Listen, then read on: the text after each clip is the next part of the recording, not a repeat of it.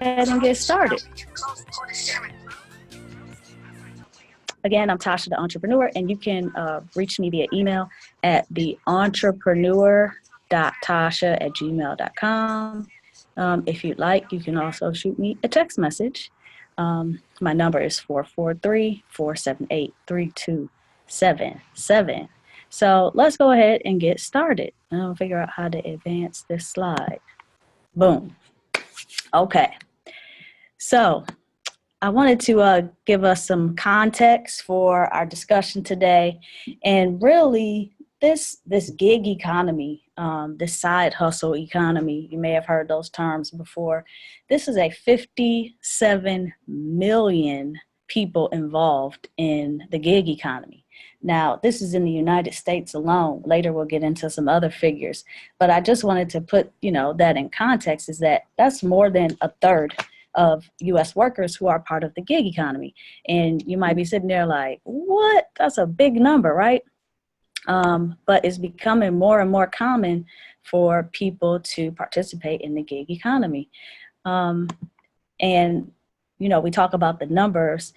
That's like 8 times the size of New York City, 57 million people. So this really is something that practically everybody is taking a part in, and it's actually on the rise. So you'll be seeing more and more people participate in a side gig. So what's a side gig? What is the gig economy? Again, you may know some people, or you may already be participating in the gig economy. It's a type of employment that you participate in addition to your full-time job. And primarily people are doing it for supplemental income. You might be like, well, supplemental income, like people need extra bread. The 9-to-5 just isn't cutting it anymore. And folks are like, look, I need to do something else. Or, as we'll talk about later, I have some other interests, and, I just really do this 9-to-5 thing to pay the bills.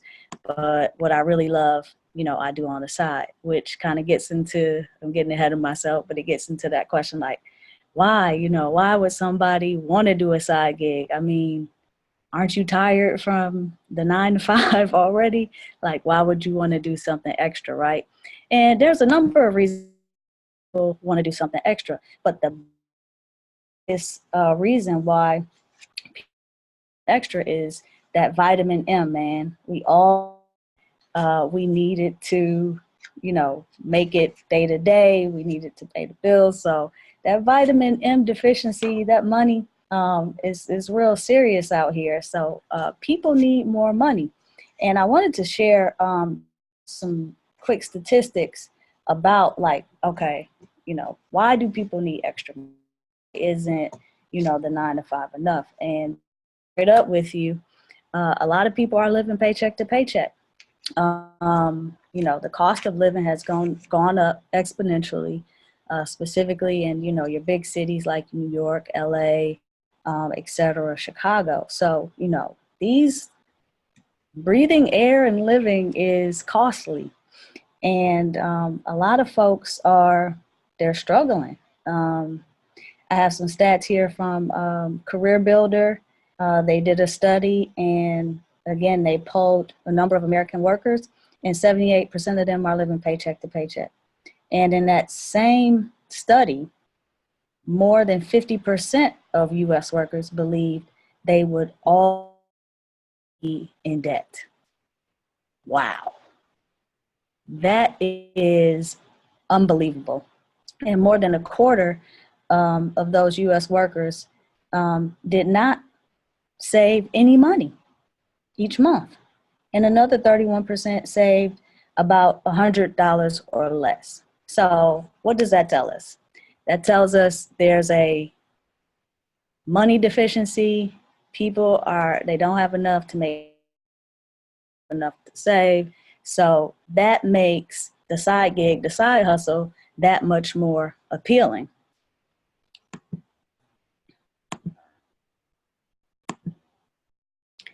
So when we talk about side gigs, they're obviously, as we can see from the statistics, are lacking savings. But Side gigs are also for people who are continuous learners. And as a good friend of mine and my husband always says, continuous learners, side gigs are for people who want to improve and progress in life. So that could mean like you're a very curious individual, you like to obtain more knowledge. It could be that you want to build a skill, whether it be coding or writing. Maybe you want to learn how to do landscaping, whatever it is. But it's for those people who are always seeking to know more and build their skills. Also, side gigs are for people who are pursuing entrepreneurial ventures or a passion that's less risky. As you know, to start a business, in most cases, you need thousands of dollars, if not hundreds of thousands of dollars. So pursuing a side gigs gives you opportunity to kind of like just dip your toe in the water, get your feet wet, so to speak, without drowning, so to speak. So it's like, okay, yeah, we can have fun, test it out, see how it goes, not too much pressure, as opposed to, going to a bank, taking out $50,000, $100,000, opening up a brick and mortar store. It's a lot of pressure that comes along with that. A lot of risk comes along with that, having to put up collateral, etc. So a side gig allows you to, just you won't have to put up collateral. You can just try some things out and it won't be as big of a blow if things don't work out. So it's a great way to pursue your passion. You might love sewing. You might love, doing paintings or whatever. You might love, delivering stuff, whatever it may be, right? So it's a low risk way to do that. Expanding your network. I'm familiar with this saying, you're the average of the 5 people you hang around the most. So you might be in the space where you're reevaluating your friends and, doing some self-assessment, doing some self-awareness, like, man, I really need to get out and meet some new people, diversify my friends and my network and, really, communicate and get around other people. So it's a great way to expand your network. Obviously, it's a great way to diversify income. Great investments out here through stock, through real estate, through technology, through cryptocurrency bills. So it'd be nice to have multiple streams of income, right? So that's another reason why people are into side gigs. And then really, we're seeing a huge increase specifically among millennials, which is the generation I'm a part of. Just made it into that category as a millennial. I'm right on the tail end. So side gigs are really appealing to millennials. And I'm speaking for myself and maybe most millennials, is we're looking for flexibility. We're looking for purpose in our work. We want to make money, but the lifestyle is more appealing, the freedom to come and go as you please, be your own boss. In addition to, generating income where we feel comfortable, where we can live and lead the lifestyle that we want. Generation X, definitely these are the folks who have been, in the workforce for maybe, 10, 15 plus years. They're concerned about, their retirement, et cetera. And they want to make sure they have, a proper nest egg. You might not be able to depend fully on Social Security to sustain yourself in your later years. So it's appealing to them. And then boomers, these are the folks who are already like retirement age, 60, 65 and up. And, they want to experience a good quality of life. So it's appealing to them as well. And what's really awesome is that we have all of these great technologies and platforms that make doing a side gig that much easier. So to 4, you're working 7 to 3, you're working 9 to 5, you're working 10 to 6. So, when it's time to punch out of that full-time thing, folks are going to the side gig. on the weekends, I know a number of people who, you know, when it's weekend time, you know, they're doing the Uber, the Lyft, you know, stuff is surging, you know, they're trying to take advantage of those surges and get as many rides, drop-offs and pickups as they can. And again, this is additional income. It's flexibility. You get to choose when you want to work. So if you want to work from 5 a.m. to 10 a.m., you can. If you want to work from 12 p.m. to 4, you can. If you want to work from 11 p.m. to 3 a.m., you can. So it's giving you that opportunity, that flexibility to work on your own terms and earn as much as you like. So I just really wanted to quick review some types of side gigs. You may have heard of these platforms or opportunities, you may have not, but nonetheless, this is what's popping now. The side gig is on the rise. I'm sure you're familiar with some of the delivery services, DoorDash, Postmates, Amazon, Flex, some sharing platforms. Of course, Uber is very popular, Lyft, Get Around. This is a platform where you could actually, you know, rent your vehicle out to other people and they pay you to borrow your car. So like a peer-to-peer car rental.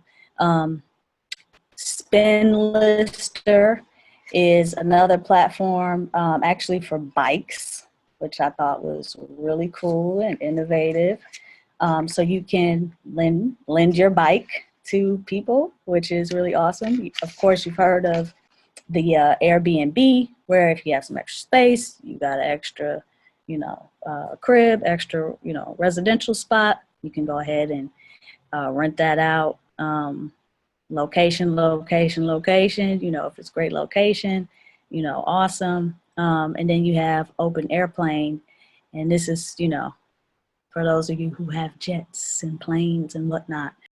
The rise of the multi-level marketing side gig, or also referred to as network marketing.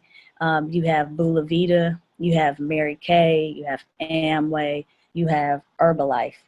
So these things are becoming really popular and people are getting in where they fit in.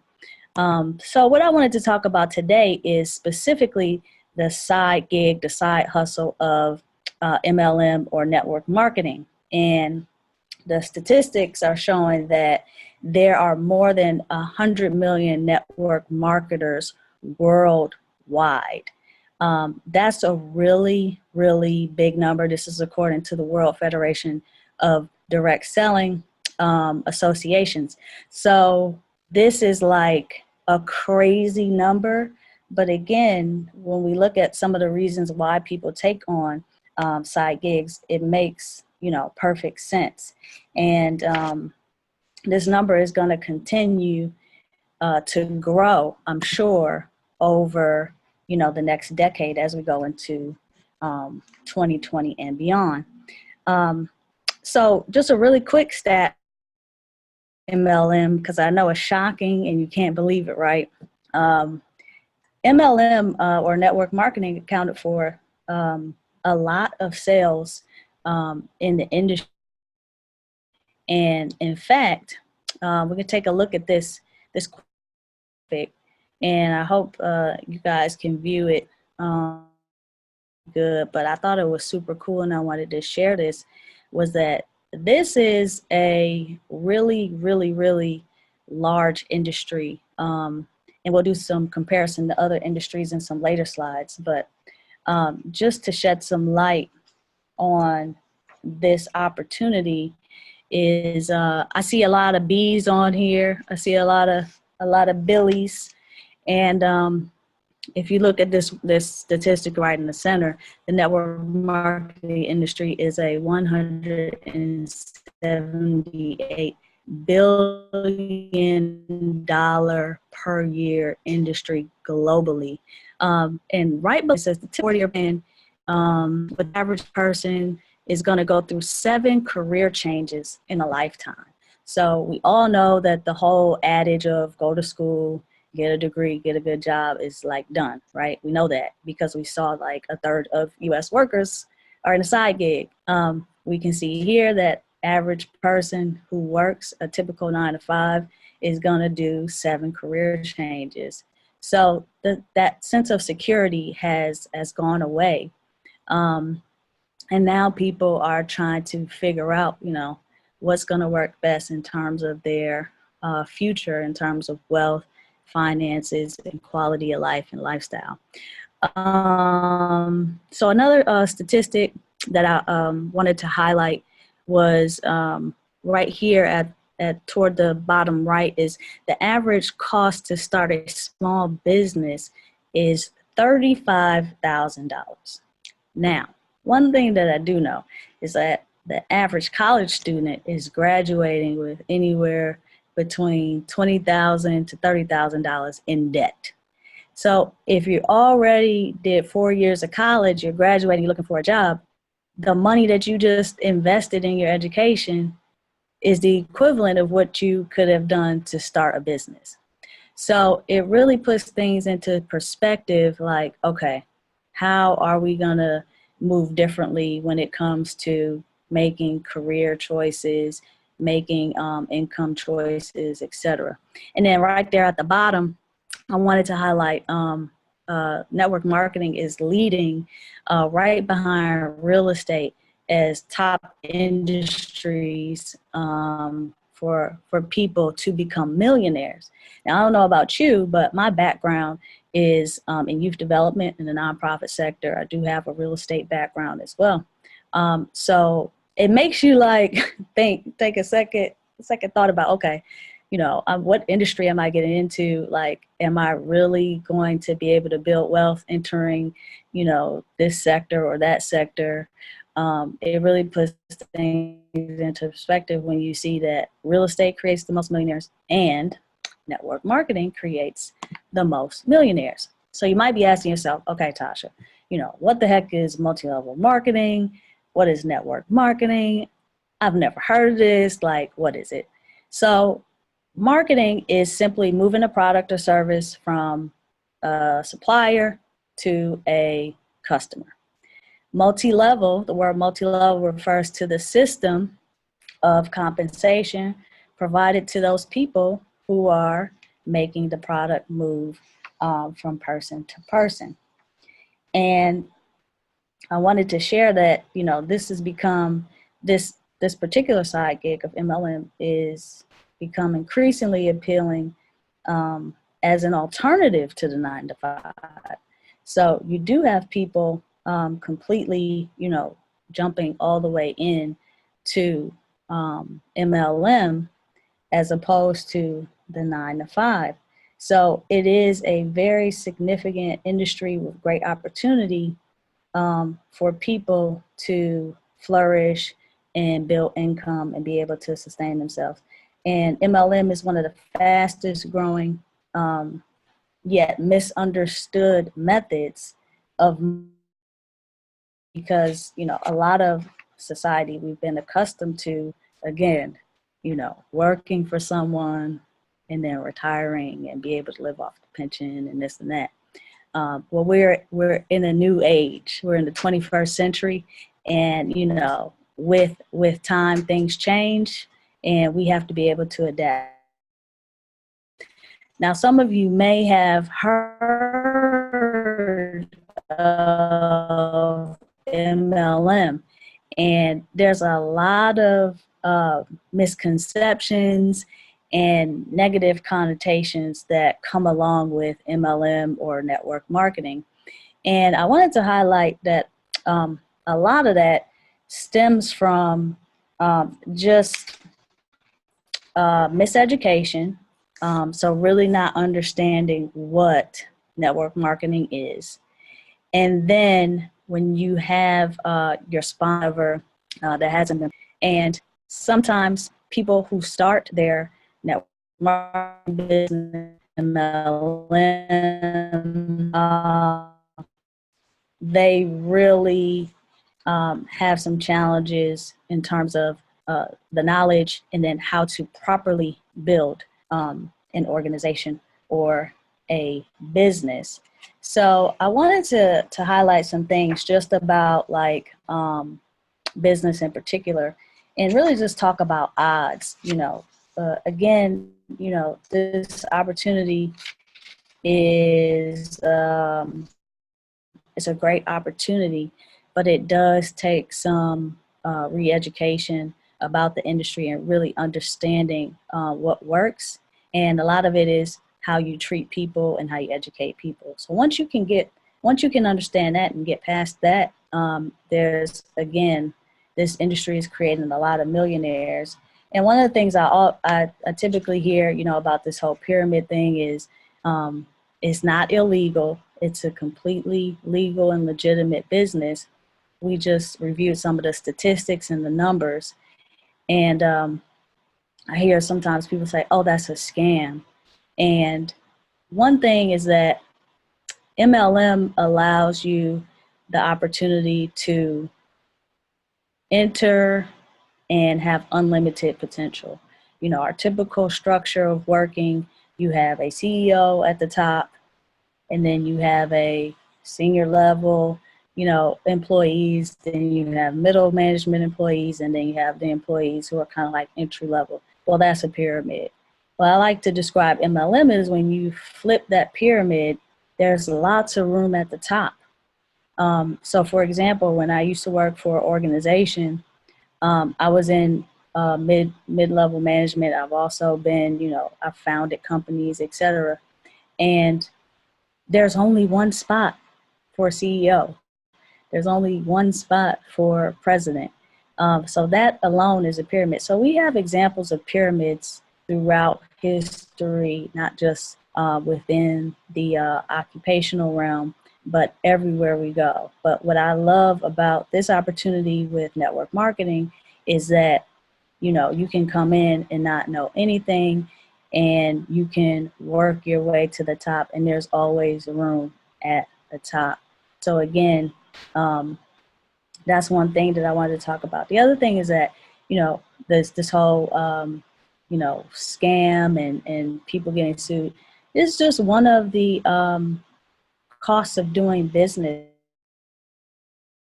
Companies are facing lawsuits and whatnot, and that's probably one of the things that I hear a lot too, is that things about, oh, this person is getting sued or is this lawsuit. Well, one of the biggest companies on the face of the planet, Apple, is in litigation, is having a lawsuit filed against them. Companies like Airborne, lawsuits against them, sued, making payouts and settlements to people. Kellogg, with their Rice Krispie treats, McDonald's, with getting sued for their coffee burning people, New Balance, Philip Morris. I mean, we go on and on and on and on. So these are things that just come along with doing business.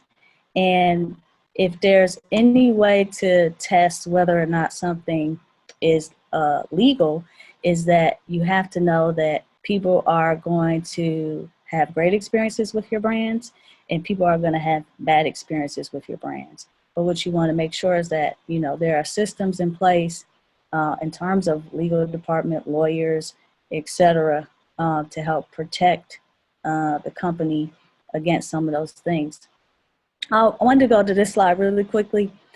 These are the 8, high grossing billion-dollar industries worldwide. So I wanted to start, and this in a sense is a pyramid as well, because you have one of the most celebrated sports in America, the NFL, coming in at 9.5 billion. And number one, when we just talked about lawsuits and getting sued and all this, that is the criminal justice system is number one as high, and right behind that is network marketing.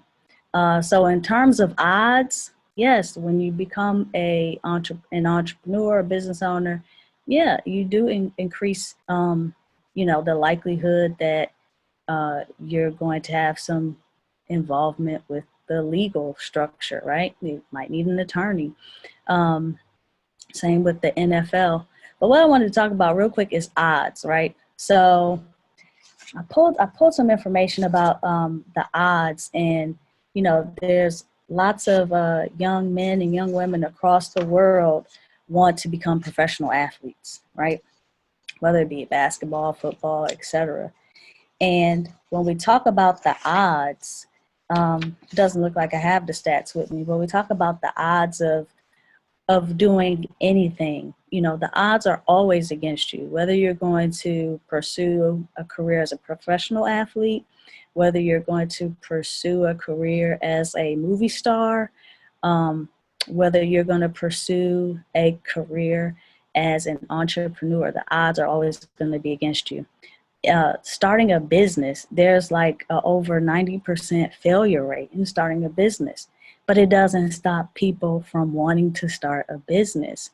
Um, there are thousands, millions of students, young men, women who want to be professional athletes, and a good number of them aren't going to make it. So, in terms of odds, the odds are always against us. But when you have a system, when you have the right attitude, when you have the right supports in place, and you can persevere, anything is possible um, if you work hard enough and get the right people and structures in place to pursue whatever that dream is. And I wanted to give some tips for everybody, just how to tell if a MLM or network marketing organization is legal. So the organization that you might be considering, whether it be Amway, Mary Kay, Avon, Bula Vita, whatever it is, Herbalife, the organization must have a quality product or service. So when we talk about scams or Ponzi schemes or whatever, usually those types of things are missing a product or service that is being exchanged. So you want to make sure it's quality and legit in that way. The second thing is you want to make sure that income is earned off sales of products and services. So it's important that, one, you have a product or service, but also that you're able to generate income or revenue from the sale of a product or service. And then third, you want to make sure that your training, the structure is focused on sales of products and not just recruitment alone. So the word recruitment also has sometimes a negative connotation. So instead of recruitment, we'll use the word sponsor. So the focus is on sales primarily, not just the sponsorship of others into your business. So those are big three keys to look for, where you can sort of evaluate, okay, is this legitimate? Because there are new businesses popping up all the time. So this is a good rule of thumb when you're considering an opportunity. Make sure that these three areas are covered. So how does network marketing or MLM work? Essentially, it works by teaching people how to sponsor and move product or service from a manufacturer, supplier, to the consumer. And this next slide I really like because, this is a lot of what people are like, I'm not good at sales. Oh my God, I have to sell something. And you know what, to be completely honest with you, lots of people are not good at sales. It's not about selling all the time. It's such a negative connotation. It just triggers this negative thought in the minds of basically almost 100%. So, or MLM, you don't need to sell the products in the traditional sense of the word. However, product does have to move or nobody gets paid. And really, I like to define selling as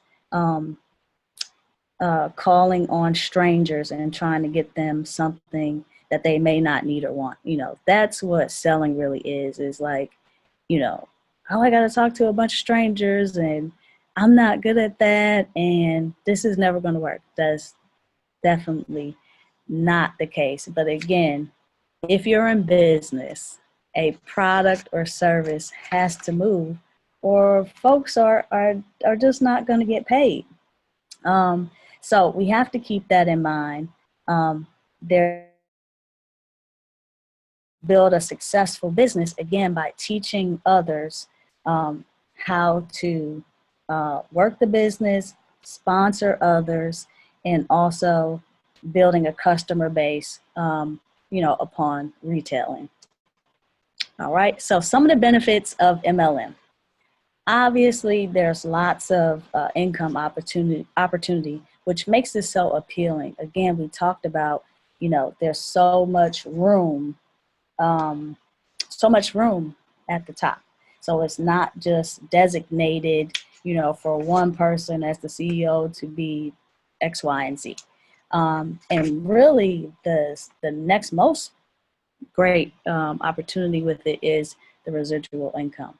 So having people subscribe, be a part of membership, your retail customers, getting their product on a monthly basis, on a regular basis, is allowing you to build an asset, really. So think of your MLM or network marketing business as an asset, and you building up this asset to the point where it's going to be able to create some passive income for you over the long term. Obviously, this is not a get rich quick opportunity. Again, when we talk about businesses, if you're a small business owner, the 5 year mark is a good indicator of whether or not your business will go on to continue to be successful. So again, just remembering like this is a business opportunity. So you have to operate as a business. And we know that in the first 3 to 5 years, there's a lot of sacrifice and there's a lot of sweat equity put into building a business. But once you've laid that solid foundation, wow, you have great income potential and that opportunity to build up an asset. Obviously, the appeal of being your own boss. Lots of people have negative experiences with their superiors in the traditional work sense. So just being able to have that flexibility and freedom of owning your time is very appealing to others, and one of the greatest benefits of being in the industry. Helping others and being purpose driven. So as you're considering, an opportunity, think about what's important to you, what makes you feel fulfilled.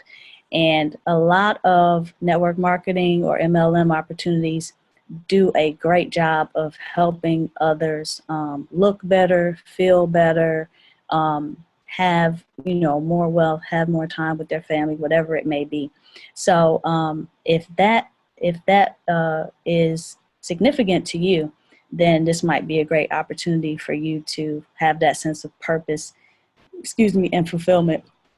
We talked about the low risk, the low startup costs associated with having your own business. Lots of MLM you can get started with launching your business for an average of $500 or less. So I really don't know where else you could. I mean, if you wanted to open a gas station, I'm sure it would cost you a lot more than $500. If you wanted to start a restaurant, I'm sure it costs thousands and thousands of dollars, not to mention managing employees and so on and so forth. Portability, MLM network marketing allows you to work anywhere you want. As long as you have a device and you're lots of breaks and tax advantages associated with having your own business, anything from lots of costs associated with operating your business. So if you have to drive somewhere, your mileage, tax deductible. If you have space dedicated to running your business, that's tax deductible. So there are lots of tax advantages to owning your own business. Obviously, access to high quality products. For any folks out there listening, if you're a creator of products, whether you make lotions or lip glosses, or if you bake, if you make food, a lot of times, you know, you have to come with prototypes, and, you know, if you make little gadgets or whatever, so you're testing, you know, these products to see if they work. You're surveying, you know, your customers to see if they like the way this tastes and whatnot. And one of the great things about network marketing is that these products are very high quality premium products. They work great. They've been tested in a lot of cases. The market research has been done, all those sorts of things. So that's one thing that's off your plate as a business owner, because you don't have to manufacture it. You don't have to do quality control. You don't have to ship it. Like, all of that comes along with your MLM business. And then there's no barriers to entry. So nobody's, you know, going to be like, oh, you're this color, you're that color, we don't want you to be a part of it. Or you have this disability or that disability, we're not going to let you participate. Or, you know, this is your sexuality, this is not your sexuality, well, you can't be a part of it. Or, you know, if you have a checkered background, you know, you don't have to worry about, oh, you can't. So it really does level the playing field in terms of barriers to entry. So it's just really all around like a great opportunity for those who are seeking to be a part of the MLM network marketing industry. As we continue, as we wrap up, I wanted to touch on some things about choosing your platform. We reviewed some platforms in the beginning, but just some tips to help guide you along the way. And obviously you can do some additional investment. A lot of people, some people, I should say, expect something for nothing. And as I learned early on in my college career, there is no such thing as free lunch. So we're talking about business ownership, micro business, small business. It's going to require some investment. If we were to consider doing a opportunity like sharing, one of those sharing platforms, whether it be picking up, dropping off people, or picking up, dropping off food or whatever, obviously you have to have a car. So, you know, if you've paid off your car, great. But if not, if you have a car note, like you're paying something monthly to participate in that side gig, that side hustle. You have to fill your car with gas to be able to service others. You have to maybe get your car cleaned on a regular basis. You have to get your car inspected and make sure you pass, you know, certain checkpoints. And if something needs repair, you have to repair it in order to participate in that gig economy. So this type of opportunity with MLM network marketing, to invest something. And as I stated earlier, you know, the average investment for this type of opportunity is typically average about $500. In some cases, you know, it could be less. But I just want everybody to be prepared, you know, as you're considering this, is that it is going to require you to make an investment on the front end. You want to select a company that's part of the DSA. Again, this is going to, we talked about being legal and just being legitimate. So this is going to provide that sense of credibility, security, like, okay, this is new to me. I may not have heard of this company. I may have heard of it, but let's just do my diligence, homework, and make sure it's credible. Also, you want to make sure your values and beliefs align with the mission or the product of the particular organization that you want to be a part of. So, you know, one of the things that's important to me is health. So, if, you know, were I considering an opportunity, I would definitely want to do something along those lines. I believe in treating others the way you want to be treated. I really value family. I love work to be successful. So you want to, maybe you like pets. Maybe a loved one of yours is, really into, recreational activities, hiking, whatever. I don't know. But just making sure the company that you're choosing to associate with in terms of your MLM business or network marketing aligns with your values and beliefs. That's really important because you want to have a sense of fulfillment, and when you're helping others, that's really important. Know the history and understand the compensation plan. So you definitely, just like if you were had a brick and mortar business and you were selling sodas, you want to know, okay, when I sell this soda, X percent of this is going toward, making the product, the packaging, X percent is, going to, revenue. I think when when McDonald's sells a hamburgers, like, only about 14, 15 cents is going toward,